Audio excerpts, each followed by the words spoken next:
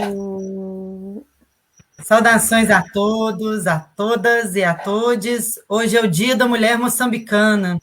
Nós temos o prazer de estar aqui celebrando a força da mulher na história da África, na história de Moçambique, com duas convidadas muito especiais. A Jaqueline Maia dos Santos, que é mestre em História pela FMG, e a Ivangilda Bispo, que é mestranda em Educação também pela FMG, duas mulheres intelectuais negras que têm uma trajetória de pesquisa em Moçambique e vão contribuir bastante para a gente refletir o papel das mulheres na construção da história da África, história de Moçambique e a história da diáspora também, que são histórias que nos atingem diretamente. E hoje, né, o Dia da Mulher Moçambicana, em homenagem a Josina Machel, que no dia 7 de abril de 1971 faleceu, uma heroína, a gente vai falar um pouco dela, é uma das mulheres que está no livro Poderosas Rainhas Africanas. E para a gente começar essa live, eu gostaria de ler um poema da Josina Machel, que, além de guerrilheira, era também uma poeta. É neste momento que devemos estar firmes, labutar e defender a nossa pátria. É neste momento que devemos estar conscientes, mas corajosos, para lutar sem vacilar. É neste momento que devemos ter em mente e compreender a causa da nossa luta. É neste momento que devemos voluntariamente entregarmos à revolução. Viva Josina Machel, viva essa força da mulher que luta, da mulher que vence. E essa história dessas mulheres todas ainda é muito desconhecida no Brasil. Não foi apenas a Josina Machel que lutou, ela é uma heroína, ela é um símbolo, mas junto com ela estavam milhares de mulheres, né? E a Jaqueline, nossa convidada, participou, fez uma pesquisa que ela vai compartilhar com a gente sobre outras mulheres combatentes, né, que deixaram sua grande contribuição para as lutas de libertação em Moçambique. Então, boa noite, eu gostaria de passar a palavra para a Jaqueline. boa noite.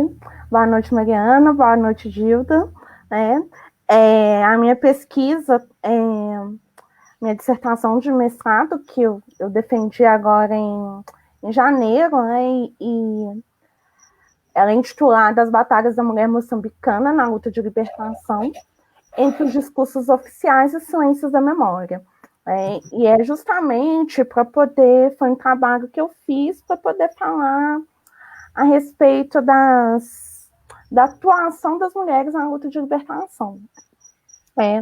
E porque, assim, por exemplo, a Mariana, dentro do contexto do livro dela, escolheu falar da Josina, porque a Josina é uma figura que ela é proeminente, a imagem dela é mobilizada como essa heroína da libertação, né? Dentro da própria luta de libertação, ela era considerada um modelo de militante, mas a Josina é só um símbolo que representa muitas outras mulheres que lutaram pela independência de Moçambique. E eu acho legal falar um pouquinho da trajetória da Josina, porque ela é de uma família de militantes. Então, ela ficou mais famosa porque ela casou com o Samora Machel, que foi presidente da Frelimo, e depois da independência se transformou em presidente de Moçambique, e também porque ela morreu jovem, ela morreu com 24 para 25 anos, era recém-casada, não tinha nem 2 anos de casada, deixou um filho pequeno, mas ela também tem outras 2 irmãs, que ela tem mais irmãos, mas assim, que tem uma militância de destaque, a Esperança e a Juvenália. A Juvenália tem até, eu analisei parte de alguns depoimentos dela na minha dissertação, E o pai da Josina também era militante, também foi preso pela PIDE, que a PIDE era a polícia portuguesa, que controlava ali, as pessoas que eram militantes. Então, assim, ela é uma figura importante, mas mesmo dentro da família dela, ela não era única. E eu acho importante falar também que ela teve um trabalho de destaque no sentido de que ela foi chefe do Departamento de Assuntos Sociais da Frelimo, né, a partir de 1969, e esse departamento, no contexto da luta de libertação, ele era responsável por providenciar alimentos, a criação de orfanatos para poder acolher não só as crianças órfãs, mas os filhos das guerrilheiras que estavam participando da luta, né? Mas a Josina, quando ela assume esse cargo, ela está dando continuidade a um trabalho que já era feito na luta de libertação desde 1962, né? Porque quando a luta mesmo, né, pela independência, né, os embates bélicos entre Portugal e Moçambique, eles começaram em 64, quando, né, 64, mas desde 61, outros países já estavam em confronto direto com Portugal. A Angola já estava, Cabo Verde, a Guiné, né, e Moçambique estava ali se organizando, né, e um pouquinho antes, né, dessa luta bélica começar oficialmente, já existia uma organização de mulheres que é a Lifemo, que é a Liga da Mulher Moçambicana, que era uma organização que estava localizada na Tanzânia, porque a Tanzânia é muito perto de Moçambique, né? Ela é ali na divisa. Então, ela tinha base na Tanzânia e ela era composta por esposas de militantes, né? Então, essas mulheres já faziam esse trabalho de arrecadar roupas, de conseguir alimentos, de criar uma estrutura para poder acolher as crianças, de receber novos militantes para a luta, né? Então, era uma organização de mulheres mais maduras, né? Ao longo da luta de libertação, as mulheres se tornaram mesmo aquelas guerreiras, aquelas combatentes, de pegar em arma, de fazer transporte de materiais, e só que elas não tinham um reconhecimento, assim, no sentido de que existe um grupo de mulheres que estão lutando, elas estavam lá lutando, e o trabalho delas era meio que invisibilizado. Até que em 66, o chefe do Departamento de Defesa, que na época era o Felipe Samuel Magaia, foi no campo de treinamento, onde ele achava, né, que tinha só homens, mas ele viu que tinha mulheres lá treinando também, e foi feita a reivindicação para que se criasse um destacamento de mulheres. Então, aí se criou o destacamento feminino, né? Então, muitas vezes, quando as pessoas pensam mulheres na luta de libertação de Moçambique, vem mais à cabeça essas figuras das combatentes com a arma na mão, que são as integrantes do destacamento feminino. Mas já tinham mulheres fazendo um trabalho de certa forma, diplomático na Lifemo. Né? Existiu também uma outra organização que não é, assim, uma organização de mulheres, mas que ela é uma organização que tem destaque por também ter sido liderada por mulheres, que é o Instituto Moçambicano. O Instituto Moçambicano, ele foi liderado pela Janete Mondlane, que era a esposa do Eduardo Mondlane. Então, ela era uma das chefes, ela não era a única, mas era uma das, né? E é um lugar também interessante para ser mencionado pela militância feminina, né, pela liderança feminina, mas também porque também foi um espaço de diplomacia, um espaço de que também era um local de estudos, né? Então ocupava esse duplo espaço de uma escola para as pessoas, né? Vou usar uma expressão aqui anacrônica, né? Tipo de ensino médio, né? Que não é esse. E também era um espaço de acolhimento de militantes, um espaço onde as pessoas iam em busca de alimentos também, tinha toda aquela estrutura de trabalho de logística de distribuição também. E o Instituto Moçambicano também ficava na Tanzânia, né? Então, aí eu falei da Liga, né, da Grifemo, falei do Instituto Moçambicano, falei do destacamento feminino, né? A Josina, ela passou, né, pelo Instituto Moçambicano, também participou do destacamento feminino, tanto que esse departamento de assuntos sociais, a princípio, era ligado ao destacamento feminino, e depois é que ele, né, teve autonomia, né, ali do destacamento, e a Josina era muito aguerrida, né, nesse esforço de promover cuidado para os combatentes, né? Ela era muito dedicada, né? Então, por exemplo, né, teve a Grifemo, mas por questões internas da Frelimo, a Grifemo foi extinta.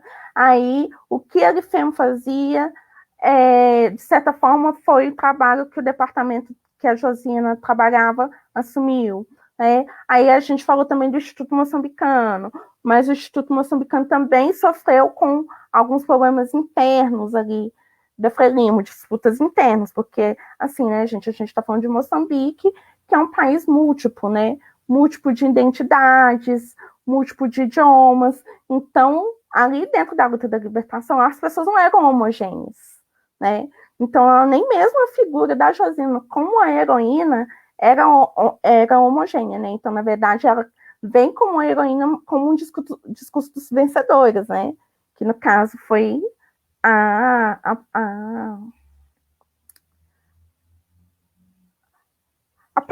liderança lá, a parte, né, do grupo do Samora Machel, né, mas tinham outras mulheres também, né, e eu acho muito interessante mencionar que ela morreu em 71, né, morreu de um problema de fígado, né, ela já tinha recebido instruções para poder ficar de repouso, mas ela ficava indo ali de um lado para o outro, andava no interior de Moçambique. Quando ela faleceu, uma das bibliografias que eu tenho aqui fala que o fígado dela estava desfeito, né? E né, no finalzinho de 71, o Comitê Central da Frelimo, né, criou, né, esse Dia da Mulher Moçambicana, né? O primeiro ano que teve essa comemoração foi em 72, e no ano seguinte, em 73, criou-se a Organização da Mulher Moçambicana, que foi justamente inspirada também no trabalho da Josina Machel. E o interessante dessa, a gente chama de OMM, é que ela ainda existe até hoje. E ela foi e ainda é o braço político da Frelimo, né? Na política de mulheres do país, né? E quando criou-se a OMM, foi mais no sentido de, assim, o destacamento feminino estava muito sobrecarregado com as funções de amparo social e de funções de combate, né, de apoio à luta bélica. Então, criou-se essa instituição, a OMM, para ser o braço da Frelimo, no sentido de formar, preparar as mulheres, né, para essa nova sociedade que eles queriam após a luta de libertação, após a conquista da independência. Falei demais, gente, desculpa o monólogo. Imagina, é ótimo te ouvir, esse conhecimento profundo que você tem da história de Moçambique, né, de todas essas organizações femininas que foram essenciais para fazer acontecer a liberdade, a independência. Então, muito obrigada por dar essa aula aqui para a gente, é muito bom conhecer essa profundidade.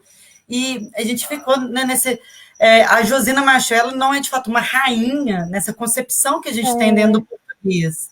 Mas na hora que a gente estava concebendo o livro, né, pensando assim, a gente tem espaço apenas para 30, né, porque dá para a gente falar de mais de 300 mulheres que são fundamentais para a história da África, Mas eu achei importante trazer a Josina entre essas rainhas, assim, porque o que a gente está propondo é uma desconstrução até do tema, né? É pensar esse poder feminino para além. Mas eu acho que ela é realmente esse símbolo da luta feminina nos movimentos de descolonização, que as mulheres participaram ativamente.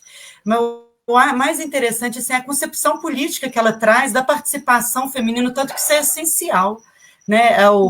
Como trazendo o nosso capítulo sobre a Josina Maché, a gente não foca só na biografia, mas tenta discutir todo o contexto, né? Como que aquela sociedade compreendia o papel social das mulheres, né? Não é apenas a Josina, mas toda a participação feminina na luta da descolonização. Eu acho que o mais interessante é como que ela traz essa concepção, assim, a mulher, ela é formadora de opinião, né? Assim, quando os combatentes entraram pelo norte, né, pelo Lago Niassa, foram as mulheres que iam ajudar os combatentes, que iam estabelecer esse campo para os guerrilheiros, né? E convencer a população que eles eram boa gente, as mulheres foram muito importantes. E o mais interessante, a política que a Josina colocou até para o campo de batalha, a criação de creches para as mulheres, mães, poderem lutar. Isso eu acho tão bonito, né? Você pensar assim, a mãe vai lutar, mas tem que ter alguém que fique com o filho dela, para que aquela mulher possa pegar em armas, né? E ela também acolhia os órfãos da guerra, então toda uma concepção feminina, assim, muito inovadora, né? Da gente pensar a mulher também como guerrilheira, né? Ocupando espaços, não só né, no frente, como a Josina fazia, né? A arma em punho, mas também essa formação da consciência, da importância da mulher no processo político, né? Que elas não podem ficar só em casa, elas têm que participar da vida pública, elas têm que discutir, e em Moçambique foi fundamental, né? A participação das mulheres. Ivangilda, que também pesquisou lá em Moçambique, compartilha com a gente como é que foi sua pesquisa, o que você pode perceber, né, desse papel feminino na sociedade moçambicana. Boa noite, prazer te receber aqui. Boa noite, a Mari, boa noite, a Jaque, a todas as pessoas que estão assistindo a gente. Queria agradecer pelo convite, né, por meio da Dani, que é uma amiga muito querida minha. A gente se conheceu num projeto que eu participe, que a Dani fez um curso ligado às relações étnico-raciais, uma postura antirracista que é muito interessante, ligado ao FMG, de onde eu me formei. Bom, falando um pouco, né, da minha trajetória, eu tive a oportunidade durante a graduação de participar de um processo seletivo no qual vários estudantes da graduação e pós-graduação foram para Moçambique com financiamento tanto da CAPES quanto da ULP. E em 2014 a gente foi para lá para desenvolver uma série de pesquisas, cada pessoa com um foco. Na época eu queria muito estudar educação, porém eu mudei o tema de pesquisa no meio do caminho, porque uma colega minha também ia estudar educação, e aí no caso eu comecei a estudar lusotropicalismo. E aí eu vou organizar um pouco a minha fala de maneira um pouco diferente da Jaque, né? Porque a Jaque, ela durante o mestrado, ela trabalhou especificamente a trajetória dessas várias mulheres, né, que se engajaram na luta da libertação nacional em Moçambique. E a minha trajetória de pesquisa, ela vai na contramão disso, no seguinte sentido, de que existia um campo de contato em Moçambique no período colonial, em que as mulheres não tinham tanto espaço para se posicionarem. E eu percebi isso a partir da leitura das fontes que eu tive acesso, que basicamente foram jornais. Eu analisei o jornal O Brado Africano, o Notícias e o De Lourenço Marques Guardian, que eram 3 jornais que circularam aí no período colonial. E aí o recorte dessa pesquisa foi basicamente de 1950 até 1974. E aí, ao analisar essas fontes, eu percebi que praticamente não apareciam mulheres. Não apareciam, Isso foi uma lacuna no trabalho, o que se reflete no tema específico em que eu estava me dedicando, que era um conceito criado por um sociólogo brasileiro, que é o Gilberto Freire, engajado em apoiar a colonização portuguesa. Então, eram mobilizadas várias pessoas em torno desse tipo de temática, para inibir a participação feminina em vários locais, em várias instituições. E nesse recorte, apesar de contemplar aí 20 anos aproximadamente, nas fontes que eu tive acesso, só 3 mulheres se destacaram ali e foram de maneiras muito pontuais. E eu até gostaria de mencionar o nome delas aqui, porque elas praticamente não aparecem na historiografia. A Celeste Costa, ela apareceu no Passos do Conselho quando o Gilberto Freire foi para Moçambique em 1952, tentando justificar que Portugal fazia um bom trabalho no processo de colonização, e que, na verdade, as pessoas de Moçambique preferiam trabalhar para os portugueses. A outra pessoa que aparece nos jornais é a cantora Vivinha Soberano, e aí ela é descrita como sambista. Depois eu não consegui mais acessar a repercussão dela, e aí cabe mencionar que essas notícias dos jornais eu analisei entre janeiro e março de 1952, que foi o período que repercutiu a visita desse brasileiro lá em Moçambique, e as outras fontes foi por meio de pessoas que repercutiram o pensamento freiriano em Moçambique ao longo dos anos, e aí só aparecem homens. A outra pessoa é a Gilberta Sacramento, descrita no jornal como cantora de fado. Então, basicamente, entre 3 meses em que o Gilberto Freire tem contato com dezenas de pessoas, a sua maioria homens brancos, ou de descendência, ou nascidos em Portugal, apenas 3 mulheres tiveram espaço na imprensa em Moçambique para se posicionaram a respeito nos recortes de jornal que eu analisei. E aí, apresentando esse dado, basicamente, o que eu queria comentar aqui é o quanto que a historiografia e, às vezes, as fontes históricas, elas nos levam a acreditar que a participação feminina foi menor do que ela realmente foi. E aqui também tem o outro caso, não são nem 3, são 4, tem a Constância Baltazar, eu que não coloquei aqui. A Constância Baltazar, ela é o caso assim, que mais me chamou a atenção na leitura das fontes, porque ela foi descrita como representante da mulher nativa. Ela integrava o Centro Associativo dos Negros de Moçambique, que era uma associação que, por longo tempo, ela estava associada aos anseios portugueses de dizer que Portugal estava integrando a população nativa, que era descrita naquela época como indígenas, ao afirmar que estava civilizando, basicamente, essas pessoas. E aí, em um discurso que ela faz referenciando Gilberto Freire e a colonização portuguesa, ela encerra da seguinte maneira, abre aspas, agradeço em nome da mulher nativa a todos os presentes a paciência em que me suportaram, do que peço muitas desculpas. E aí ela encerra. E aí, aqui, essa fala dela é muito forte, no sentido de que ela percebia que ela estava incomodando as pessoas ali presentes, e ela aparentemente foi a única entre várias pessoas, entre vários homens, que teve a oportunidade de falar e ter o seu texto publicado, ter o seu discurso publicado em um dos jornais publicados em Lourenço Marques, que era a capital de Moçambique naquele período. E aí, quando eu vou ingressar no mestrado, e aí eu finalmente encaro pesquisa em educação em Moçambique, eu me deparo com uma historiografia feita por mulheres moçambicanas que vem na contramão dessa perspectiva tão limitante que as minhas fontes me colocavam lá na graduação.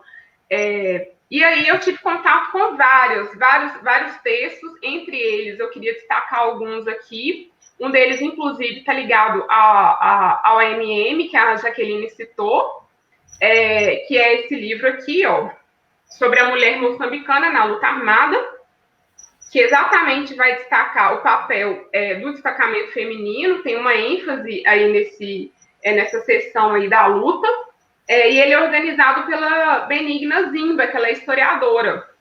E aí existe todo um engajamento também por parte dos historiadores em Moçambique em construírem uma história nacional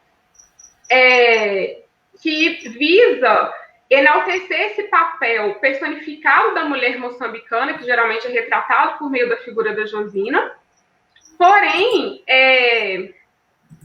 outras narrativas elas vão emergir aí a partir da independência e vai trazer trabalhos também que vão em outras perspectivas, para além dessa pautada na identidade nacional, nessa noção cristalizada da mulher moçambicana, ligada muito à luta de libertação nacional.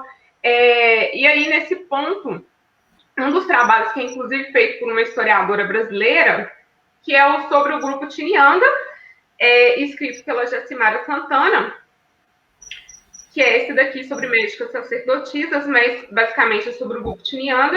E aí ela fala da importância da mulher tinianda, que exerce esse papel enquanto uma mulher que curava, né, não só do ponto de vista físico, mas também espiritual, né, ancestral. Então, a gente vê aí novas movimentações a respeito desse papel da mulher moçambicana na sociedade, em que vem também por parte das historiadoras brancas também, das historiadoras pretas, moçambicanas e também brasileiras. O trabalho da Jaqueline também é um exemplo também dessa movimentação nossa de querer colaborar também com a construção da história moçambicana, né, por outros vieses, e que acaba saindo dessa narrativa oficial. E aí é que eu queria assim, destacar que o papel do Dia da Mulher Moçambicana lá é festa, é as mulheres se enfeitarem, é lenço na cabeça, é capulana, é ir pra rua, é comer com os familiares, é uma confraternização muito gostosa. Porém, esse dia ele também é de reflexão da luta da mulher moçambicana, e muitas vezes vai em contramão a muitas perspectivas que tentam só associar essa mulher ou ao passado, ou ao lar, ou à família. Então, assim, existem movimentos alternativos, né? E aí eu queria destacar aqui um movimento de jovens, assim, ativistas, chamado Ativista Moçambique, que eu tive contato quando eu fui estudante lá em Moçambique, e é basicamente por jovens, esse movimento. E aí hoje foi um dia assim, bem emblemático, porque o movimento ele se posicionou em luto pelos acontecimentos que estão acontecendo em Moçambique, né? Há poucos dias teve um novo ataque em Cabo Delgado. Hoje foi um dia que eles promoveram uma live também discutindo gênero e essa relação conflituosa entre a cultura e os direitos das mulheres, né, a luta pelo direito feminino, e também é uma outra perspectiva da gente pensar que está em disputa, né? A mulher moçambicana em si, que tipo de mulher moçambicana elas querem ser, está em disputa a todo momento, não só no período colonial, mas agora também, né? Muito bem, Vangilda, essa discussão que você traz é muito importante, né, para a gente pensar como as mulheres foram silenciadas, invisibilizadas na escrita da história oficial, né, essa história escrita pelo homem branco, como você colocou, que anula a presença das mulheres. E é pensando nisso que a Ancestre está construindo esse livro, Poderosas Rainhas Africanas, para reforçar esse protagonismo feminino na história da África, que é desde que o mundo é mundo, né? Desde que a primeira mulher preta começou a parir, daí surgiu a humanidade, a mulher manda. E as instituições africanas, de forma geral, né, pensando no conceito da unidade cultural da África Negra, do nosso querido Cheikh Anta Diop, que essa instituição que ele chamou de matriarcal é a própria essência, a origem do berço africano, né, da civilização africana.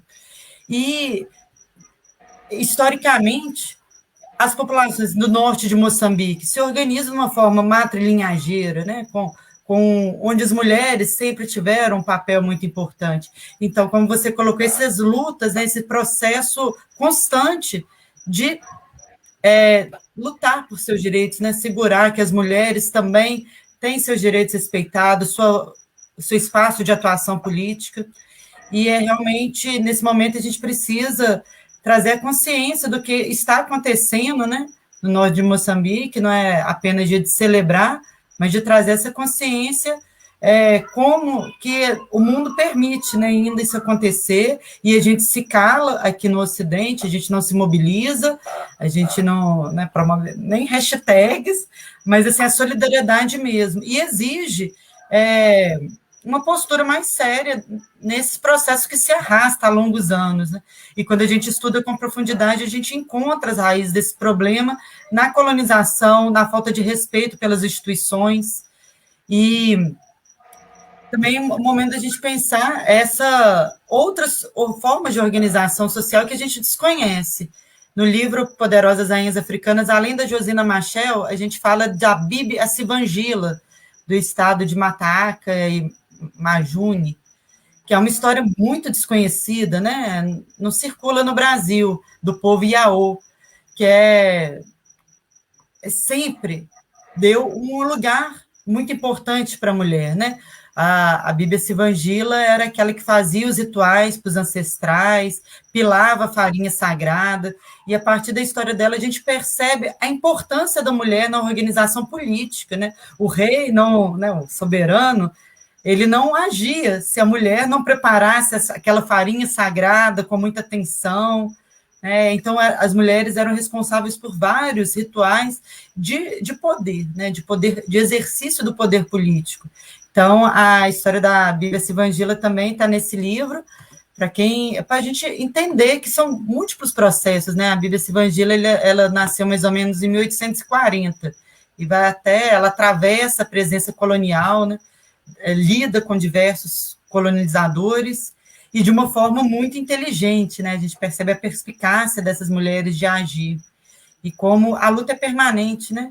Ela não é uma luta ganha, né? A Josina Machel lutou muito, mas ainda hoje as mulheres enfrentam muitas dificuldades, né? E a nossa objetivo também é fazer um diálogo, né, entre passado, presente e futuro, porque essas histórias não são importantes apenas para nutrir nosso desejo, nossa curiosidade pelo passado. Enxerga-se muitas estratégias de ação que elas trazem, muitas perspectivas, né, muitas formas de resistir e de acessar esse poder, né, esse poder feminino. Aí eu queria saber de vocês, na pesquisa que vocês fizeram, como é que vocês percebem a situação da mulher na sociedade moçambicana hoje? Então, vocês vivenciaram? Eu abri meu microfone justamente para poder falar disso, sabe, Mariana? Porque qual que é o mote central, a pergunta que eu faço na minha dissertação? Por que é que as mulheres moçambicanas elas não estão escrevendo a própria história? Por que essa história ela é escrita por homens e por pesquisadoras estrangeiras, principalmente pesquisadoras negras e pesquisadoras brancas, mas ainda assim pesquisadoras estrangeiras? Tem as historiadoras moçambicanas falando sobre a situação das mulheres na luta de libertação e como elas estão hoje? Claro que tem, mas tem muita coisa sendo produzida no exterior também. E o que eu percebi, né, e você falou aí das IAOs, né? As IAOs é um trabalho sobre as IAOs, ele só tem online, chama Avó Guerrilheira, que uma pesquisadora, ela é finlandesa, Jona Cato, ela foi lá no Niassa para poder ver como é que estão essas mulheres IAOs que lutaram na luta de libertação. Muitas delas, em 2014, ainda não recebiam pensão como esse combatente. Então, assim, quase 40 anos depois, essas senhoras, né, porque agora são senhoras de 60, 65 anos, não recebiam a pensão. Então, do que elas estavam vivendo? Então, assim, muitas mulheres que lutaram na luta de libertação, depois que acabou a luta, né, elas voltaram para os vilarejos delas e voltaram a ser camponesas, né? E aí, assim, existe um pequeno grupo de mulheres que é mais próximo do núcleo de poder, e essas mulheres, se você for lá para Maputo, elas estão lá, né? Elas são do Comitê Central da Frelimo, elas estão ali ocupando cargos e tudo, mas essas mulheres, elas não são a maioria. A maioria dessas ex-combatentes está numa situação mediana ou numa situação de pobreza mesmo, porque muitas delas não sabem ler, elas não tiveram aquela instrumentalização para poder correr atrás do direito delas, né? E eu acho que a gente não pode deixar de mencionar que logo depois da conquista da independência, Moçambique foi atravessado por uma guerra civil, né? E aí a Ajuda falou aí de Cabo Delgado, que lá em Cabo Delgado está tendo muito problema ainda. Muitos desses problemas ainda são reflexos do que aconteceu na Guerra Civil, que aconteceu logo depois da independência. Então o país não teve um tempo assim de recuperar, né? Eu fiquei lá só um mês, né? A Ajuda ficou lá um semestre, né? Então acho que a perspectiva dela é até mais aprofundada do que a minha, né? E eu não sei também, aí agora é uma percepção minha, né? Assim, não sei se eles têm muito apego com essa história. Assim, o que você acha, Vangildo? Que oportunidade, um semestre em Moçambique, né? A época que a gente tinha um governo que investia, né, nas relações Sul-Sul. Compartilha com a gente que experiência incrível, Evangilda. Pois é, gente, assim, foi marcante, assim, para toda a vida, né? Vontade é de voltar para lá todo ano. Muito caro, não dá, não. Mas, enfim, existe, eu acho assim, pelo contato, que eu tive aulas, né, na Universidade Eduardo Mondlane. Então, eu acho que dá para falar um pouquinho sobre a minha perspectiva pessoal a respeito do meu contato com a dinâmica da universidade, que eu acho que explica um pouco essa permanência dessa narrativa que a Jaque está falando. E, por outro lado, meu convívio com as moçambicanas na residência estudantil lá de Moçambique, que aí já é um outro viés. E que aí acaba sendo só uma outra perspectiva, né? Porque acaba que essa nuance dessas mulheres que lutaram no período colonial em prol da nação, existem algumas que foram muito beneficiadas e outras que não, como a Jaque pontuou. Não é à toa que também existe esse tipo de personificação na figura da Josina, e a Josina Machel, ela é muito associada também à lógica do sacrifício, da mulher que colabora com a construção da nação. Então, tem toda uma lógica aí que, na verdade, talvez caminhe muito mais para a manutenção das relações sociais do que necessariamente para mudar a condição da mulher na sociedade moçambicana. Então, assim, por exemplo, né? Um exemplo, assim, acho que talvez também seja de perspectiva cultural. Quando eu fui para Moçambique e eu tinha que entrar nos locais, aqui a gente entra de camiseta e tal. E está muito ligado, e a gente não pensa nisso como uma perspectiva de poder sobre o nosso próprio corpo, ou poder sobre as roupas que a gente vai usar. A gente simplesmente põe uma camiseta e vai em algum lugar.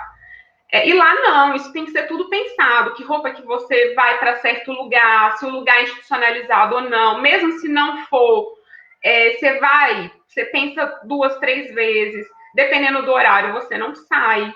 Então, são coisas não faladas que evidenciam vários tipos de relação que oprimem a mulher, só que isso não é falado, sabe? E isso tudo nessa lógica de eu ir para as aulas, às vezes eu falava assim, eu acho que eu vou para um bar. Aí uma colega que morava comigo falava, mas você tem certeza que você vai mesmo? Olha o horário, senão olha a roupa. Então, é muito complicado, assim, a gente pensar nisso, e eu acho que a juventude, ela vem questionando isso bastante. Eu não morei com as meninas que integravam o Ativista em Moçambique, mas elas eram amigas das meninas que moravam junto comigo. Eu morava com mais 3 meninas de Moçambique, elas eram do interior e foram para Moçambique para estudar em Maputo, lá na UEM. E aí eu via que elas se mobilizavam para tirar foto, postar em rede social, pegar lixo nas praias, conversar com as pessoas na rua. Era um trabalho assim que vinha de uma lógica que geralmente a gente não via, por exemplo, no contato com as pessoas mais velhas. Então, eu acho que a juventude ela está aí também para tensionar, né? Tanto que não é à toa que muitas autoridades moçambicanas se calam para o que está acontecendo em Cabo Verde, inclusive uma das hashtags do movimento é que Cabo Verde também é Moçambique, e essa juventude está aí Cabo Delgado, tempo. Não? Cabo Delgado, desculpa. Cabo Delgado, e essa juventude está aí falando disso, direto e reto, promovendo conteúdo, né, para poder questionar o posicionamento das autoridades moçambicanas e também em relação a um apoio e solidariedade também a essas pessoas que estão sendo atingidas, né? E eu acho que isso acaba questionando, de certa maneira, essa história oficial que a Jaque está falando, porque eu acho que isso também tem a ver com a história oficial, tem a ver com o movimento independentista ter se tornado partido político, de estar lá no poder até hoje, de, assim, somos democracia, mas se um ativista fala alguma coisa, às vezes ele é denunciado, às vezes ele é preso, às vezes ele sofre um tipo de agressão, todo mundo fica calado, tenta abafar. Então, assim, são questões bem tensas mesmo, né?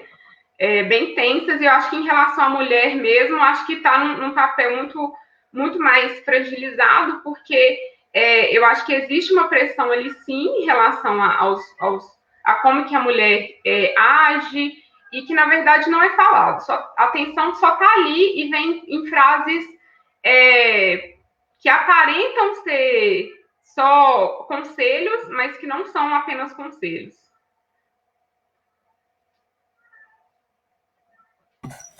É uma longa luta, né, para a gente vencer esse machismo que está bem enraizado, né, foi muito bem construído. E aí a gente percebe nas instituições, no acesso à educação, né, e até, como você colocou, na forma de andar na rua, de se vestir, né, essas etiquetas sociais que limitam, né, que tentam transformar a mulher ainda numa propriedade, num objeto de acordo com o gosto masculino. Então, a gente vê, assim, que, apesar de tanta luta, temos que ainda continuar lutando, né, em todos os lugares, em todos os tempos. Eu queria comentar um ponto que a Jaque trouxe, bem interessante, né, do povo Iaú. É muito difícil acessar essas informações aqui, né, seu comentário acerca da produção e circulação do conhecimento, né, como que a gente percebe que as mulheres moçambicanas ainda não estão narrando sua própria história, ainda é a partir do ponto de vista estrangeiro, né, e como a gente tem dificuldade de acessar esse material, essa produção, essa voz delas, né, e era justamente o nosso propósito do livro Poderosas Rainhas Africanas, é trazer essa perspectiva, ainda que construída no Brasil, mas se aproximar essa forma de conceber o mundo, né? E aí eu agradeço muito o Arsênio, que me indicou o livro do Manuel Weine, Liderança Feminina no Estado de Mataca, que foi a fonte que o estudo que eu acessei para construir a história da Bíblia Silvangila, que é muito difícil de acessar qualquer informação sobre esse povo. E a gente fica com a sensação de que eles não existiram, de que essas instituições, né? Mas é importante mesmo, né, buscar a produção das mulheres moçambicanas falando sobre si mesmas. Então, muito obrigada, Arsênio Macaliste Matavelli, né, meu amigo de Moçambique, que contribuiu aí, indicou essas fontes, né, para a gente fazer circular e comunicar e trazer o ponto de vista, né, africano com muita responsabilidade, porque a gente está apresentando essas sociedades e não queremos ficar repetindo aquele velho olhar do externo, né, trazer, à medida do possível, esse olhar próprio dos povos africanos. Eu, assim, sabe, Mariana, eu acho que Ivanildo também acho que tem a mesma linha de pensamento que eu, que a gente é muito... A gente só está intermediando, né? A gente é intermediária, né? E seria muito bom se elas estivessem aqui falando, sabe? Se elas pudessem falar, se elas se sentissem confortáveis para poder falar. Porque é isso também, né? Nem sempre elas se sentem confortáveis para poder compartilhar a experiência delas. Né? Então, eu acho que quando eu falo de silêncios da memória, é muito sobre isso também, sabe? Porque, claro que tem todas as questões estruturais que estão implícitas, né? Mas... Jaque, desculpa de interromper, mas a gente está sendo assistida por uma pessoa muito especial, que eu gostaria de fazer uma homenagem, um agradecimento assim, público, para ficar registrado, à professora Vanicléia Silva Santos, que a gente percebe, né, aquela frase da Angela Davis, né, quando uma mulher negra se movimenta, toda a estrutura social se movimenta. E a chegada da Vanicléia Silva Santos na UFMG, ela trouxe uma transformação epistemológica, né, na forma de conceber, de produzir o saber historiográfico. Muito obrigada, Vanicléia, do fundo do meu coração, pela pessoa que você é, pela sua produção acadêmica, por todas as orientações que você fez e vem fazendo. Nós três aqui somos muito privilegiadas, muito agraciadas por termos você no nosso caminho, né? Cada um em um nível. Fico muito feliz assim, de partilhar, né? A Vanicléia foi minha orientadora, né? Supervisora de pós-doutorado, e que é o projeto que deu origem ao livro, né? A gente cheguei com um projeto que era sobre a Aline Sitoé-Diatta do Senegal, mas diante da impossibilidade de fazer o trabalho de campo, ampliei um pouco a pesquisa para essa persistência do poder feminino na África, e não teria sido possível sem a ajuda da Vanicléia, né, sem esse apoio de falar, não vai, é importante fazer, e toda essa produção que ela veio orientando, o trabalho da Ivanildo, o trabalho da Jaque, de outras, né, Rogéria, várias outras intelectuais negras, né, que estão marcando a universidade, a produção acadêmica, historiográfica, com uma outra perspectiva. Então, muito obrigada, Vanicléia, um abração no seu coração, parabéns, que você oriente muito mais, que continue essa produção vigorosa. Muito obrigada. Não podia deixar de registrar esse abraço, aproveitar que ela está aqui online, né? A gente tem que trocar afetos nessa pandemia também, gente. Verdade. O Jaque, você vai completar, Jaque? Eu queria fazer um comentário também em relação a essa questão da divulgação. Não, o que eu tinha para falar, eu já falei.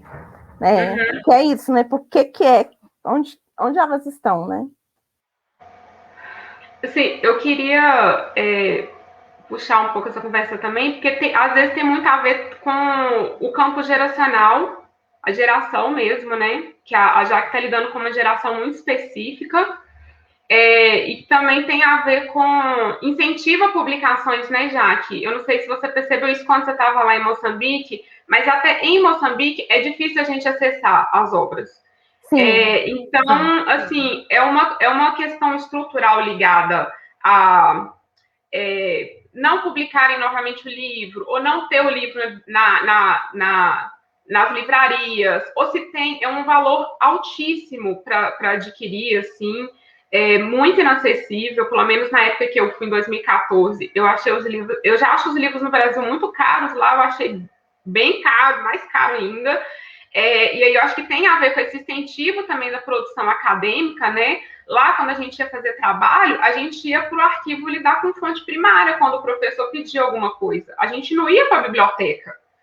E isso, de certa maneira, é muito rico, mas, ao mesmo ponto, mostra uma outra perspectiva, que é em relação à produção desses textos, né?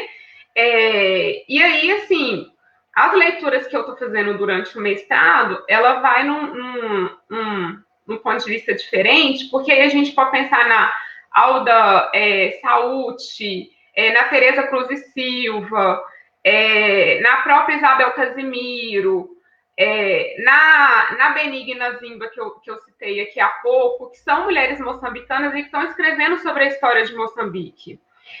Porém, cada uma elas estão ligadas a uma trajetória diferente, né?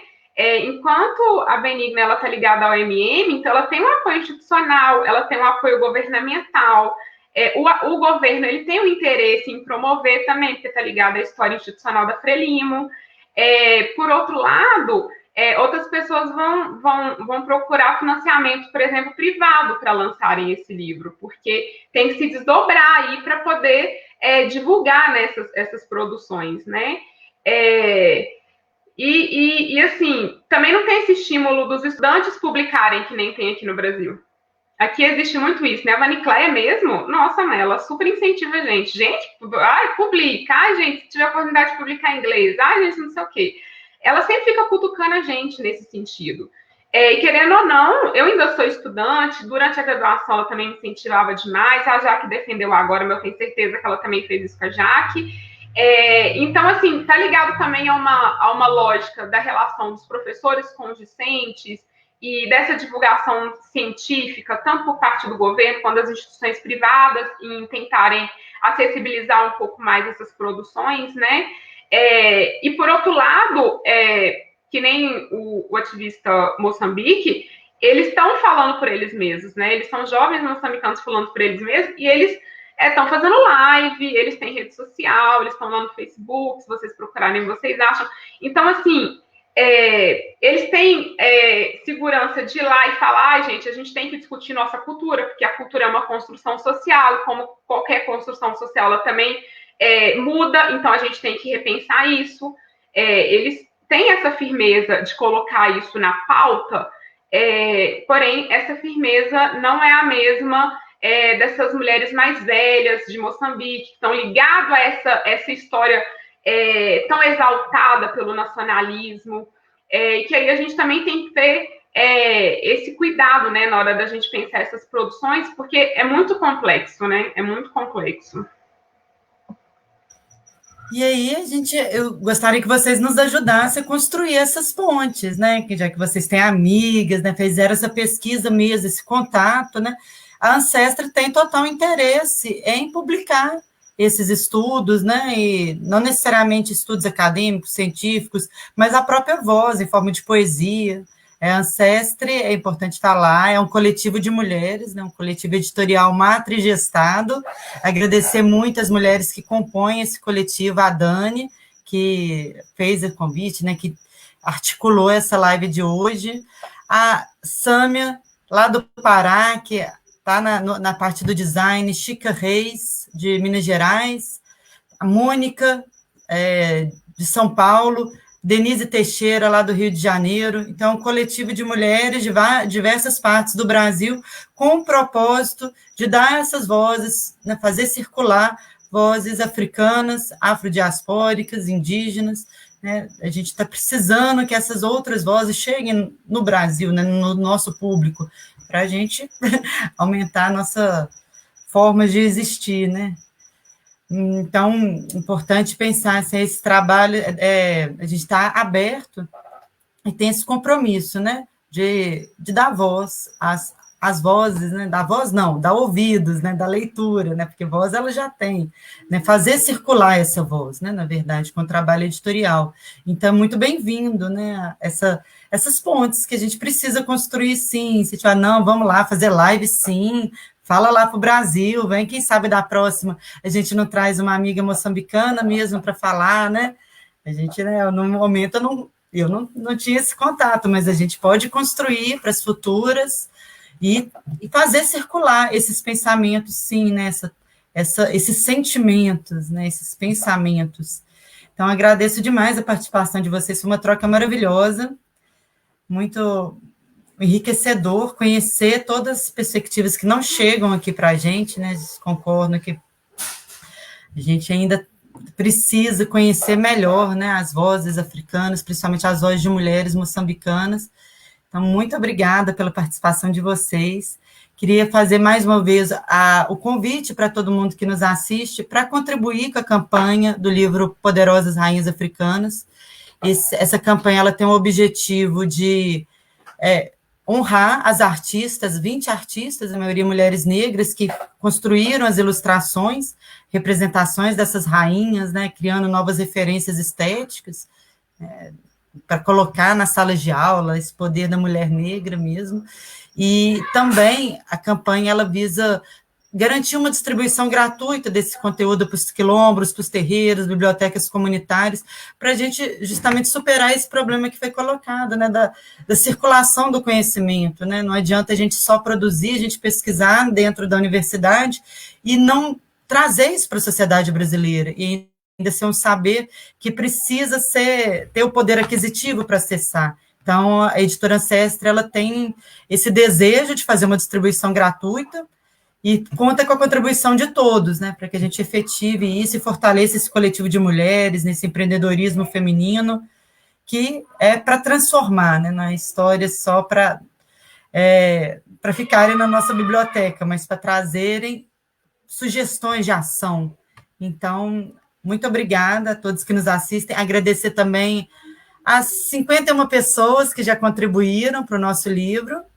Ainda já atingimos 41% da meta, ainda falta bastante, ajudem a divulgar, manda para aquela amiga que você acha que vai se apaixonar pelas essas histórias, porque são histórias muito apaixonantes, né? Fala a verdade, essas mulheres trazem histórias muito desconhecidas, né? Que não estão nos livros, não estão nos manuais didáticos, e precisam chegar nas escolas, né? As menininhas pequenas têm que se ver na sua mãe, né?